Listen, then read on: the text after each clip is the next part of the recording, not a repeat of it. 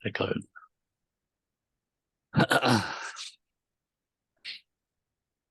Paano yun kung marami kayong nakikitang fair value gap? Hahanapin nyo yung fair value gap na may order block. Yun yung mas preferred na Correct. area na ano. Yan ang yung talagang preferred. At Okay. usually yan ang para ma-filter natin. Number one is gagamitan mo ng premium and discount zone. Okay? So with that alone, out na yung iba na nasa halimbawa kung bullish scenario. Kukunin lang natin yung mga fair value gap na nandito sa discount zone. Pero di ba, Out mas na maganda yung nga yung hindi nakakapasok sa discount kasi alam mo na malakas yung buying pressure. So binibili na siya doon sa premium area kung uptrend siya. Parang kasi if it goes back to, let's say, very near the low end of the discount, it can tell you na medyo mahina yung uptrend na yun. not always. Di ba? Hindi naman ganun ka especially if you are entering at after a change of character. Yung halimbawa ito yung unang kasi nagre-reverse pa lang yung trend. So kung ito Hindi pa convinced yung market. Correct. Actually, it can even wick out this low sometimes. Yeah. Naglalagay pa ng wick. Kumbaga it's wave 1 on the Elliott. Correct. So, kung yung hinahanap mo is a change of character entry, expect that the pullback can go up to even 100%. Okay. But most of the time, it's between 50% and 61.8% the Fibonacci, Oh. So, pero kung na siya, more months or more break up the structure na upwards. Malamang yung pullback niya is not anymore going to the discount. So that alone is indicating strength of the trend. But usually we don't plan to enter when a lot of break of the structure already kasi late na tayo. So we always like to be there when that trend is just starting to change. Okay, it's either change of character or the second break of the structure. Yan lang yung usually nahanap ko. Pag third or fourth, hindi na yan eh. So bakit? May tinatawag tayong 3 cycle. At mapapansin mo yan every after 3 days, every after 3 weeks, every after 3 months, nagkakaroon ng change. O nagkakaroon ng pullback or reversal. So that leads me to my next topic na gusto kong i-share sa'yo. Which is called, in ICT, it's called the ICT Purge and Revert. Purge and Revert. Purge and Revert. Yeah. Purge and Revert concept. At i-relate natin yan sa change of character. Purge and Revert. So, for instance, paano natin gagamitin yung purge? Purge is basically liquidation. So ito, di ba, uptrend, break up the structure. Then we have here the last. Although now we cannot say that this is the last, but looking at this chart, this is the last swing. At ito rin yung last liquidation ng buy side liquidity. So ito niliquidate niya yung may mga orders dito sa itong break of the structure, di ba? So now mayroon tayong change of character dito. So ito yung kauna-unahang change of character here. And okay, ilagay ko yung yung monthly. So focus also on the high and low of the month. So ito yung purple is the high and low of the month, and this is the high and low of the previous month, and so on. So the first time na yung price ay magkaroon ng change of character and also breaking the low of the month, of the previous month, we count month 1, month 2, month 3. Okay, the month 3 is inside this month, so we might need to look for this month, the low. Say ito, high and low. The high and low of this month is inside the high and low of this. So kunin na lang natin yung low of this month ito para ma-include na siya. So yung gagawin mo is, so basically yung purge and revert is telling us how to measure our targets. O ano yung most possible points na kung saan yung price ay mapupunta or will head after a change of character, di ba? Kasi pag nag-change of character, meaning to say that mayroon na siyang high chances na mag-reverse yung trend.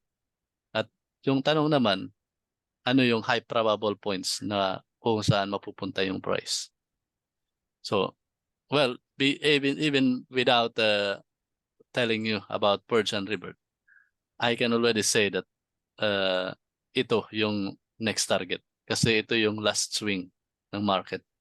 So kung na-establish siya dito ng high, malamang pupunta siya sa low to liquidate yung mga orders dito sa low. Okay?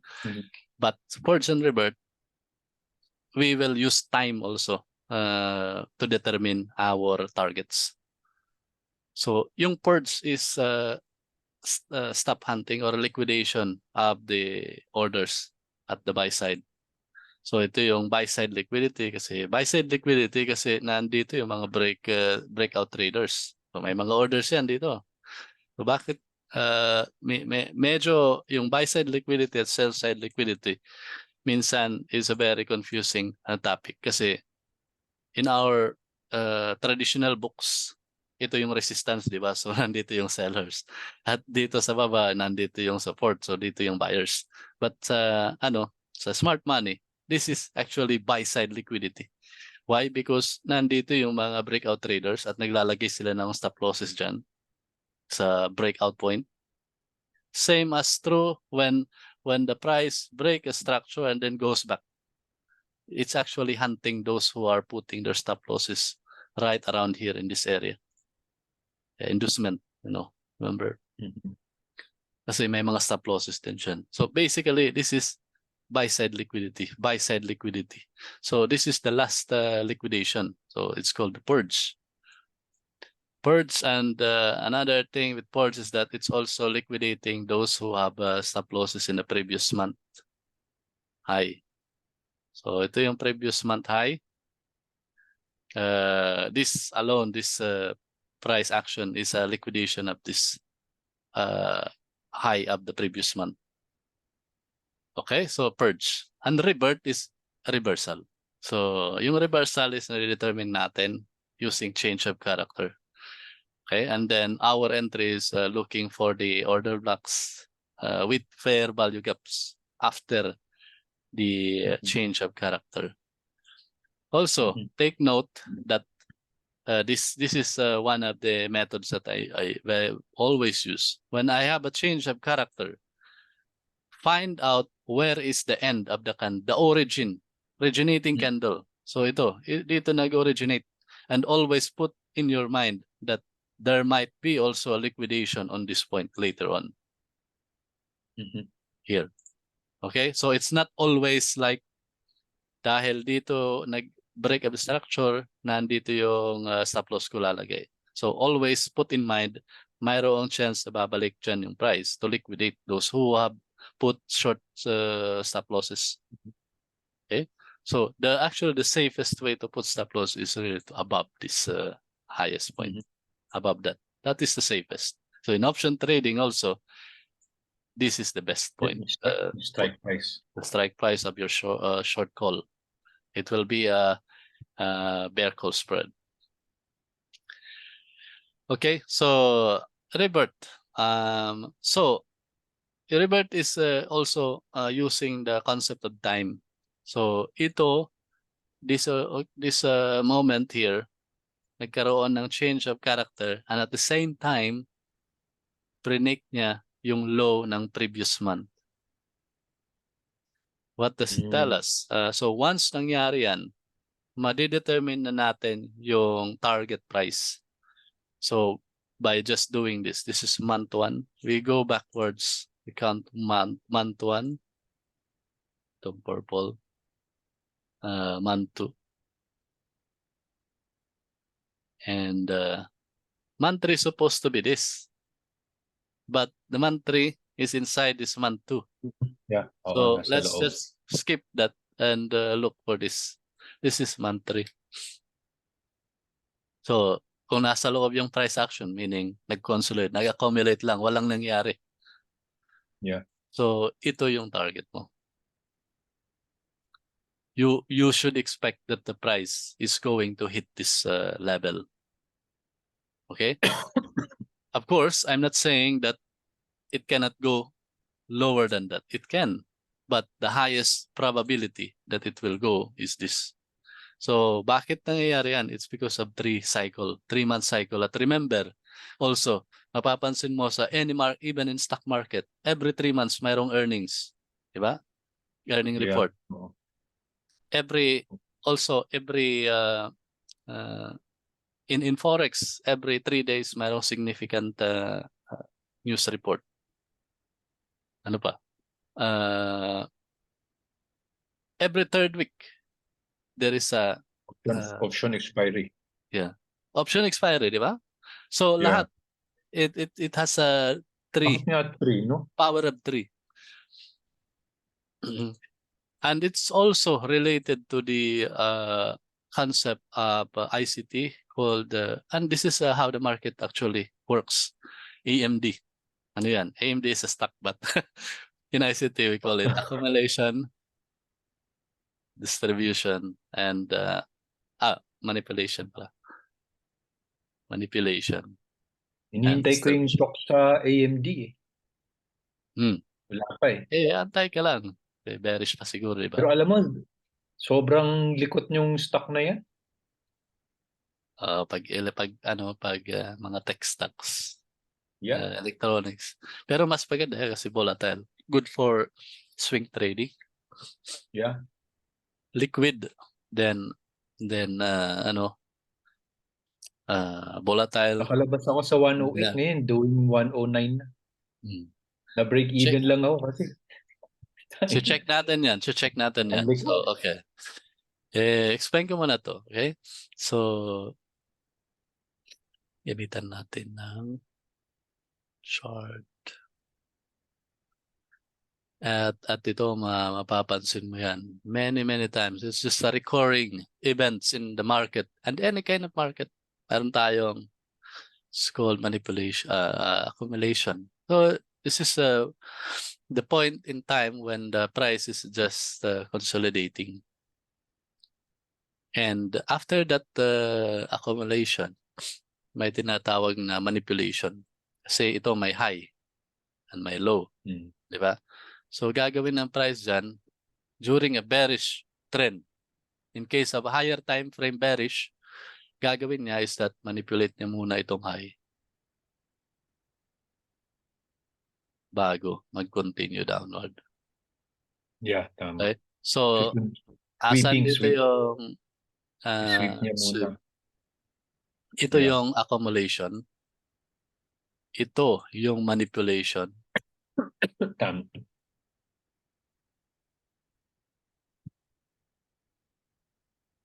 And ito yung distribution. Basically expansion in other terms also. Dinidistribute na niya yung price to the market. So take profit points, dito ka na. So once our goal as a smart money trader is to enter at the manipulation phase. At dito mo makukuha yung choke, fair value gap entries at lower time frame. Okay? At as in this kind of schema or model, it's a profitable model. Why? Kasi yung first target dito is the low. During a bearish case, we have high and low, right? The low of the accumulation is actually the very primary target. At that alone is actually, even from my drawing, is already more than 2 times the risk. Diba? So this model alone is telling you that it has really huge potential.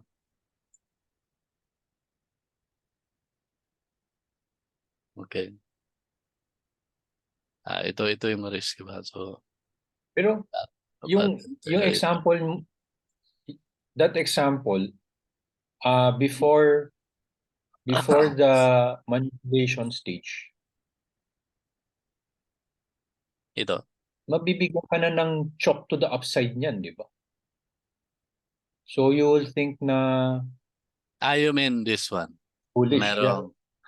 Oo, Hindi, kasi that's why you need to check what is the trend at the bias at the higher time frame. On a higher time frame. Kasi ito, let's say, kung 15 minutes entry na to, di ba? Yeah. Malamang chinek mo muna yung bias sa daily at weekly. Correct. Kasi ito, pinag-uusapan natin dito is your entry. More of the entry point na yan eh. Yes. Correct. But ito, itong concept na to, it is also applicable in any time frame. Okay? So you can also use the same concept in any time frame, that there is always accumulation and manipulation and distribution.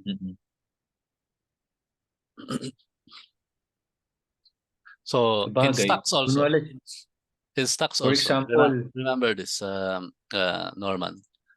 The stocks cycle is 3 months. Every 3 months may earning, di ba? So every 3 months, so maglagay tayo ng na vertical lines. This will be first month. Okay, this is earnings here. Let's say Q1. Then first month, second month, and third month. And meron kang Q2. Q2 earning lalabas. So malamang yung price is nag-trend, nag-create ng high-low, bam, bago yung earnings.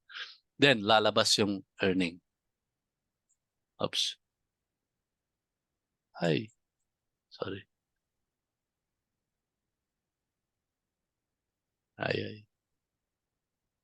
Okay. Ano ba to?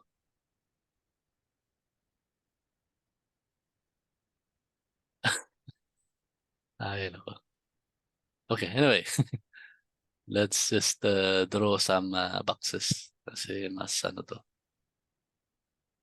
Okay.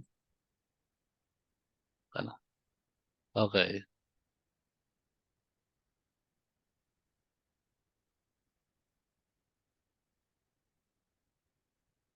Okay, ito yung Q1 earning lumabas dito. Tapos lalabas na naman yung Q2.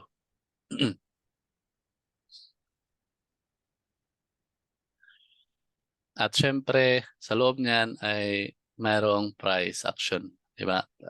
It can do high, it can go here, it can go up na naman.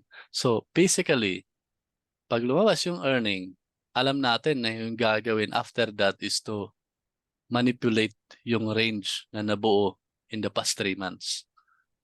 We should expect that.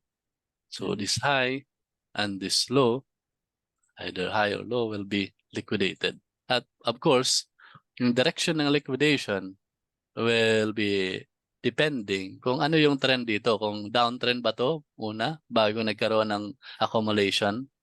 So you need to know what is the general trend at the higher time frame before this Q1. Kung this is bearish, for example, bearish prior to the Q1. So this should be the previous year, say Q1. So if this is bearish, malamang yung una munang gagawin is to liquidate the high of this 3-month cycle bago ibalik niya. At yung unang-una mong target is really the low of that accumulation.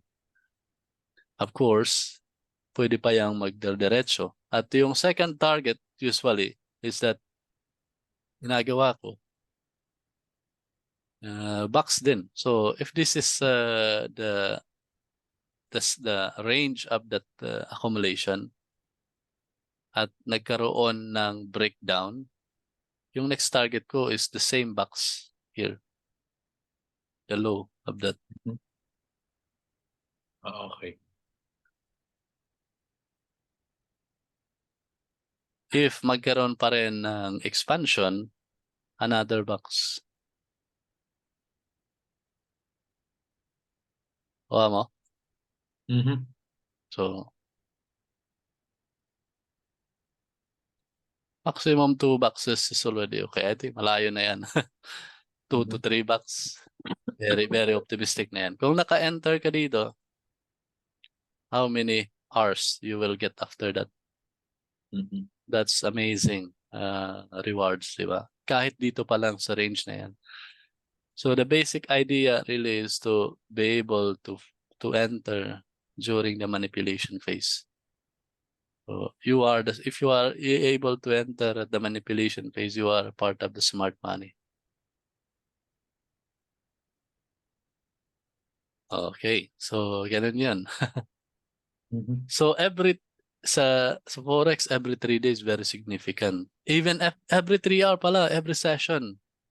So kaya nga in my Forex trading, mayroon akong template every session. Kasi every session, di ba, how many sessions in every day in Forex?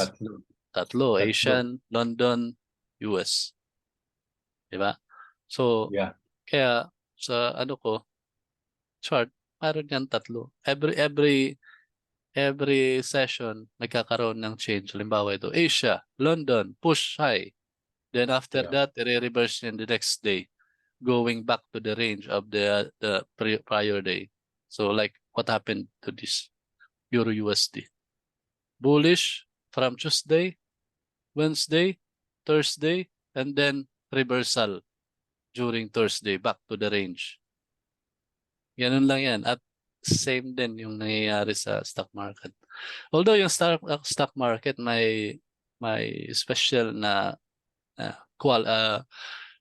behavior kasi the stock is connected to the kind of company. So depende sa company. Kung maganda yung foundation ng company, maganda yung earning, maganda yung performance nila in a fundamental basis, an uptrend will remain an uptrend until mayroong negative news na lalabas to create the pullback or reversal.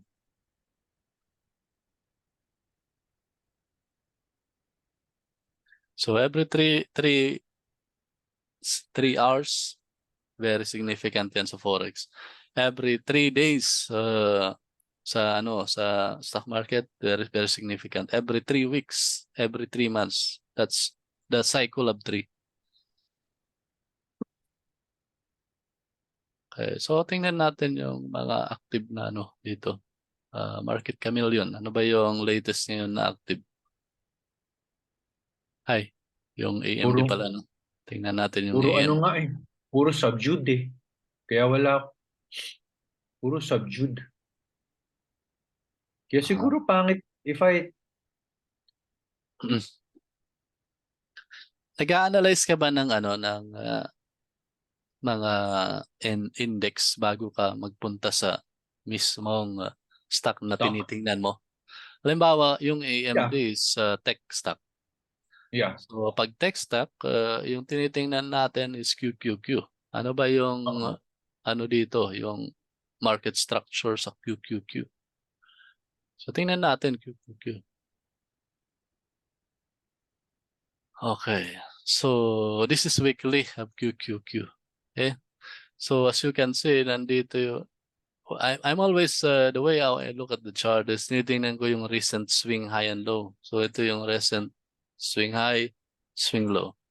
At ngayon naman, from swing low, malamang i-hunt niya yung high dito kasi ililiquidate niya yung mga may position dito. So malamang papunta yan dyan. In the weekly basis, okay, that's uptrend. Mayroon bang change of character? Wala. Wala pang change of character kasi ito yung low niya at hindi naman siya nag-close. Yeah. Also, if you consider in a month-to-month basis, itong month na yan, nandito pa nga yung low niya. Looking at the price structure, consolidate and the swing high, so hindi siya nag-break dito. Walang change of character at a weekly basis. So my target would be still this one. We'll hunt for that high. Liquidate muna niya. Kung magkaroon man ng reversal, liquidate muna bago reverse na naman to go to this low. Okay, so daily basis naman. Okay. So nandito yung target natin in a monthly. Monthly bullish. What about in a daily? So ano ba yung sinabi ko about bias? So ito, monthly.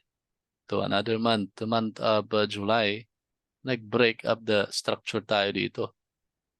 So change of character in a month-to-month basis. There. Okay, so ngayon ang nangyayari is that so this is a clear change of character, di ba? Kasi close below. Yeah. And then now it's a pullback. At mayroon tayong order block with fair value gap here. So see. Yeah. That is a very crucial point. And even the last day is a bearish candle. So it looks like it's respecting that fair value gap. Yeah, tama. Yung SPY din, ganun. Merong malaking consider that yung ito SPY, yung ganun din. pinaka-high. SPY ganun din. So Yeah, SPY, that ganun is din. that is an indication of bearishness. So bias daily, it's bearish. Yeah. So now it just looks like bullish, di ba? Kasi upward eh. So but we always have to be mechanical in our strategy. We need to look at it in a mechanical way para hindi tayo maapektuhan with our emotion and our thought process. So 4 hours. So daily bearish na. So in a 4 hour, we are comparing it against the weekly high and lows. Okay, so what happened here in the high and lows of weekly? So we have here bearish, bearish, bearish, and then we have here a change of character in the bullish direction.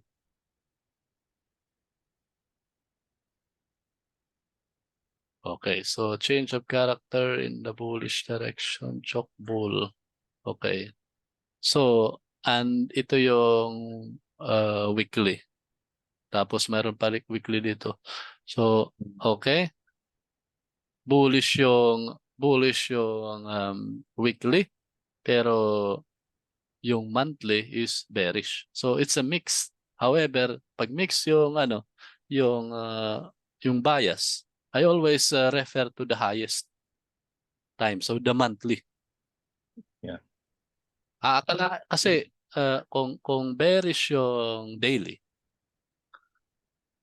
I know that monthly nandito pa yung high. So I will only I will only change my bias in the monthly if itong high nito is ano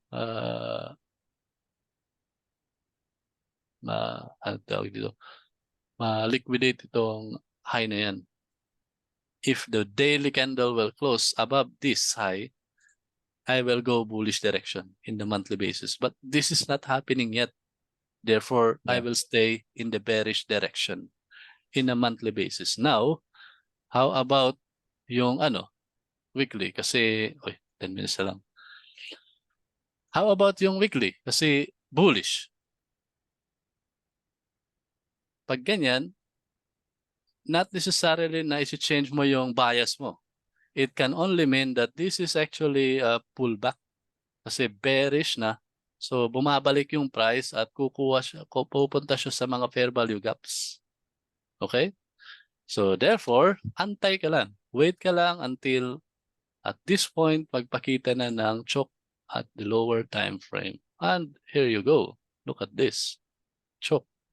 15 minutes last Friday. So abangan natin yung next week trading. Ano yung kailangan bantayan? Kailangan yung price hindi na mapunta dito. Hindi na yan mag-close 15 minutes above this. To consider this as a entry setup. For short. For short, yeah. So the price may do this. Saan na yung ano ko? It can go this in this way. Usually, ito yung isa kong technique. Kung makakita ka ng choke, look for this kind of pattern. Ito yung, diba, may mga single candle. Tapos, single candle push up, liquidity sweep yan. Then, diretso balik to create the choke. That's always on the start of the session. Yeah. Yan. So, that is a very start of the session. Looking at talking about start of the session, look at this. How did the price move? This is the accumulation pace. Yeah. The range of the previous day. Look at this. It's a very, very important behavior in the market. Alam niya na ito yung high and low of the previous day. Tapos nasa FBG tayo. High and low previous day. Manipulate mo muna yung high. Yeah. Bago i-dump. That is pump and dump. Yeah. Pump and dump pattern. Gap muna, then dump. Yeah. Ano yan? Sa stock market, sa US, madalas. Ganyan. Kaya hindi ako nag-trade ng first 30 minutes. Yes. Actually, yan ang ginagamit ko na technique din sa Kasi nung bago ako, Forex US 30. Nung bago ako, palagi akong nadadala dyan . Tapos napansin ko, bumabalik ulit sa So, sabi ko, I avoid trading first 30. Correct. Ganun. US Kasi 30, binabalikan yung gap, sasara. But yun na nga, to your point, it's possible na manipulation na rin yung... This is manipulation. Exactly. I mean, liquidity sweep na to, yung nangyayari dito. Kasi meron ka ng choke na nakita. Ito yung accumulation, Norman. Ito yung mga traders na trap dito. Volume trap.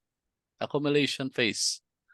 Since bearish tayo in the higher time frame, ano yung bias natin sa daily? Bearish, di ba? Yung, monthly pala. Monthly. Bearish, di ba? Monthly. Bearish, then weekly is bullish. But itong weekly na yan is actually just a pump price action towards a fair value gap. Yeah. So, day trader ka, look at the previous day. Ano yung move niya? Ano yung range ng previous day? You wait for the price to manipulate the highs. To think that may mga breakout traders yan . Mga breakout traders pag breakout yung mindset nila is that it will continue up. So we put a long position, but basically they are creating the liquidity. Yeah. So yan ang breakout trader ako . Yeah. So you have to consider this behavior in the market. There are times that breakout trading can work, but the smart money knows that breakout trading. Maybe breakout trading is really applicable when the trend is really, the momentum is very strong. The trend is already very confirmed, very bullish, and there is a fundamental reason of going long. So, yan ang mga parameters in a breakout trader. So, yung tinatawag na gap and go. After a gap, consolidate, then go. And madalas yung mga ganyan, mayroon talaga nagfu-fuel na fundamental reason. Mayroong news na positive about the company. Okay, so as you can see also, and you will also notice here the three after 3 days rise. So during this week, third day, 1, 2, 3, puro na rise. So ano ba yung expectation natin after that? And also, it was last Friday. Sa ICT may tinatawag tayong thanks God it's Friday. Ano ba yan? So basically, ang ano niyan, concept is like this. Di ba yung weekly candle can be represented by also one single candle? At may mga wicks yan sa taas at sa baba. Considering that this is a bullish candle, so kahit bullish man yung market, at the end of the week, mayroon siyang tendency to pull back.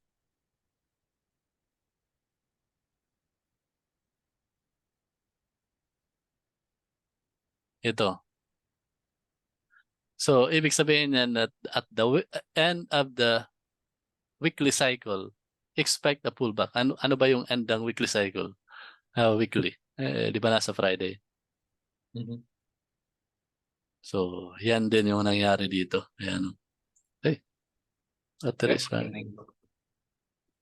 Hindi ko ata na teka, hindi ko ata nasaksak. Plug out yung charger. The same then, Norman, sa monthly. The end of the last week of the month, you can expect a pullback. Even if the price is bullish, at the end of the month, the week 4 of the month, expect that the price can pull back. During in a bullish case, magpo-pull back yan in the last week. So, kung paano ba magagamit to, yung concept na yan. So, you know that the price is, the stock is bullish. If you would like to enter in a specific month, it's good to enter during that week 4. Kasi magpo-pull back siya to give you the lower price. Yeah. So that the next week, that is already the next the fresh week of the month. And usually in a accumulation manipulation model, EMD model, mayroon tayong box. Di ba pag bullish, usually pag bullish yung trend, uptrend, higher time frame, yung ginagawa ng price is to make a manipulation muna. So sa previous week high, so if this is the current month right now, so we are in the current month. So ito yung current month, sorry. So nandito na tayo, current month. Ito yung current month, ito yung previous month high and low. So yung tendency ng price is to liquidate muna yung lows ng previous month and then reverse the price. So it can only show that yung magandang pag-enter sa market is really either here at the end of the month and the first week of the month. The Thursday and Friday of the first week of the month. Yan ang the best kasi nandito yung cycle na yan. Pero kung hindi mo pa yan makikita, maybe the second week. It will happen at the second week. Considering na bullish yung trend, okay? Kung bearish naman yung trend, baliktad naman. So ito yung mamanipulate niya, itong high naman. Ito yung manipulate